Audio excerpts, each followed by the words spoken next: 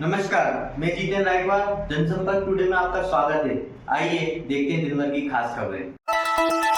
मुख्यमंत्री डॉक्टर मोहन यादव की अध्यक्षता में सुप्रीम कोर्ट में लंबित पिछड़ा वर्ग के लिए 27% आरक्षण के मामले में आज सर्वदलीय बैठक हुई, जिसमें सर्वसम्मति से संकल्प पारित किया गया कि इस मामले में सभी दल एकजुट होकर एक फोरम पर आएंगे। इस मामले में विभिन्न पक्षों के अधिवक्ता भी 10 सितंबर तक एक साथ बैठक कर बात करेंगे। बैठक में यह भी तय किया गया कि चयन प्रक्रिया में विभिन्न न्यायिक आदेशों के चलते नियुक्ति आदेश जारी किए जाने से वंचित शेष 13% अभ्यर्थियों को उनके नियुक्ति पत्र जारी किए जाने हेतु सभी फोरम मिलकर प्रयास करेंगे।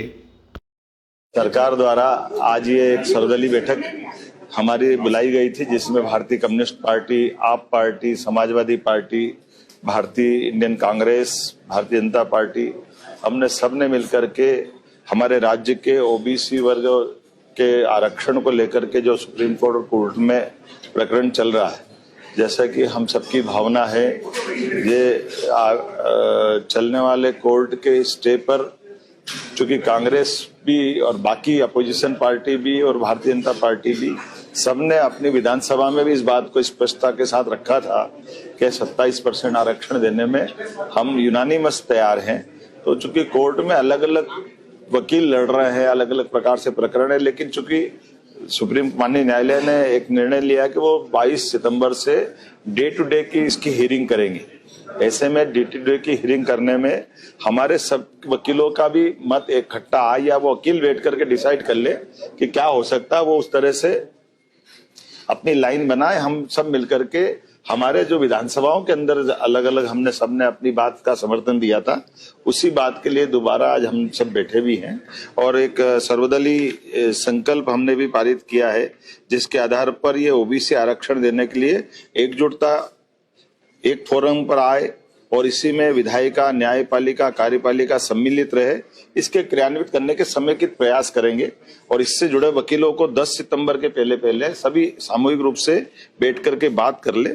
क्योंकि ये बात सही है कि जो हमारे अनहोल्ड ये जो 14 और 13% के अभ्यर्थियों का प्रकरण चला है, तो 14% क्लियर हुए लेकिन 13% पेंडिंग है। अगर माननीय न्यायालय जल्दी से इसका निराकरण करेगी, हम सब चाहते हैं कि जल्दी से जल्दी 13% जो बचे हुए विद्यार्थी हैं, जिनकी एज लिमिट से भी बाहर हो रहा है, उनको भी इसका लाभ मिल जाए, वो सब नौकरी में लगे। कुल मिलाकर के कई विभागों में जिनमें आरक्षण नहीं था, वह भर्ती भी करी है, लेकिन अभी जो एक भी बच्चा बचने नहीं पाया, ये सभी दलों की भावना है और सभी दलों की भावना के आधार पर हमने आज बैठकर निर्णय लिया। मुख्यमंत्री डॉक्टर मोहन यादव ने मुख्य सचिव श्री अनुराग जैन को कार्यकाल में 1 वर्ष की वृद्धि पर बधाई और शुभकामनाएं दी हैं। मुख्यमंत्री डॉक्टर यादव ने कहा कि मुख्य सचिव श्री जैन को दीर्घ प्रशासनिक अनुभव है। उनकी पहल, नवाचारों और प्रयासों से मध्य प्रदेश की विकास यात्रा निरंतर नए प्रतिमान स्थापित करे, ऐसी कामना है।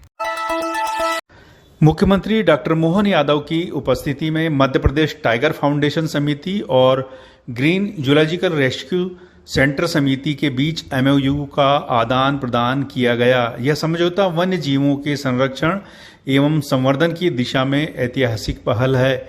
इसके अंतर्गत चिड़ियाघरों और रेस्क्यू सेंटर में वन्य जीवों के पुनर्वास, संरक्षण, पशु स्वास्थ्य एवं कल्याण के लिए दोनों संस्थाएं परस्पर सहयोग करेंगी। कौशल विकास एवं रोजगार राज्य मंत्री स्वतंत्र प्रभार श्री गौतम टेटवाल ने सीहोर के सत्य साई प्रौद्योगिकी एवं चिकित्सा विज्ञान विश्वविद्यालय में 2 दिवसीय रोजगार मेला एवं इंडस्ट्रियल पार्क का शुभारंभ किया। इस अवसर पर मंत्री श्री टेटवाल ने कहा कि प्रधानमंत्री श्री नरेंद्र मोदी एवं मुख्यमंत्री डॉक्टर मोहन यादव के नेतृत्व में सरकार निरंतर देश एवं प्रदेश के युवाओं को रोजगार के अवसर उपलब्ध करा रही है। इसके साथ ही प्रौद्योगिकी के क्षेत्र में भी निरंतर विकास किया जा रहा है। उन्होंने कहा कि कौशल विकास विभाग एक ऐसा विभाग है जो मुख्य धारा से वंचित, पढ़ाई छोड़ चुके या अभावग्रस्त विद्यार्थियों के लिए कौशल प्रशिक्षण आयोजित कर उनके हाथ में रोजगार या स्वरोजगार के विकल्प उपलब्ध कराने के लिए कार्य कर रहा है। इस रोजगार मेले में विभिन्न प्रतिष्ठित कंपनियों द्वारा 96 युवाओं का प्राथमिक रूप से चयन किया गया। विद्यार्थियों के लिए कौशल प्रशिक्षण कर उनके हाथों में रोजगार या स्वरोजगार के विकल्प उपलब्ध कराना आपके और हमारे विभाग के माध्यम से निर्मित ग्लोबल स्किल पार्क भोपाल में उच्च स्तरीय कोर्सेस मेरे महाविद्यालय में भी जैसे रोबोटिक्स, मैकेट्रॉनिक्स, आर्टिफिशियल इंटेलिजेंसी आदि आधुनिक विषयों पर प्रशिक्षण दिया जाता रहा है। मतलब ग्लोबल स्किल पार्क माननीय कपूर साहब ऐसी संस्था है जहां सुई से लेकर हवाई जहाज बनाने का प्रशिक्षण सिखाने का कार्य सिखाया जाता है और 100% बच्चों का प्लेसमेंट होता है, वो भारत का प्रतिनिधित्व करते हैं। कलेक्टर श्री बालागुरु के ने श्यामपुर स्थित जवाहर नवोदय विद्यालय का निरीक्षण किया। उन्होंने स्कूल की व्यवस्थाएं देखी और क्लासरूम में जाकर विद्यार्थियों से शैक्षणिक गतिविधियों के संबंध में चर्चा की। इस दौरान उन्होंने बच्चों से अपना लक्ष्य निर्धारित कर उसे पाने के लिए पूरी लगन के साथ कठिन परिश्रम करने के लिए कहा। मध्य प्रदेश प्रशासनिक इकाई पुनर्गठन आयोग के सचिव श्री अक्षय कुमार सिंह ने श्यामपुर तहसील में बैठक ली। इस बैठक में एसडीएम श्री तन्मय वर्मा, तहसीलदार श्री श्याम चंदेले तथा तहसील में पदस्थ आरआई, पटवारी, पंचायत सचिव, लिपिक, कोटवार सहित अन्य कर्मचारी उपस्थित थे। बैठक में सचिव श्री सिंह ने प्रशासनिक सुधारों के संबंध में चर्चा करते हुए सभी से सुझाव लिए।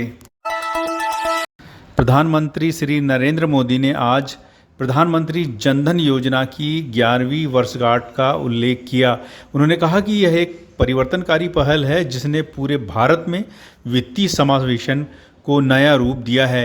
श्री मोदी ने कहा कि प्रधानमंत्री जनधन योजना ने लोगों का सम्मान बढ़ाया है और अंतिम व्यक्ति तक वित्तीय समावेशन की सुविधा पहुंचाकर अपनी नियति स्वयं लिखने की शक्ति दी है।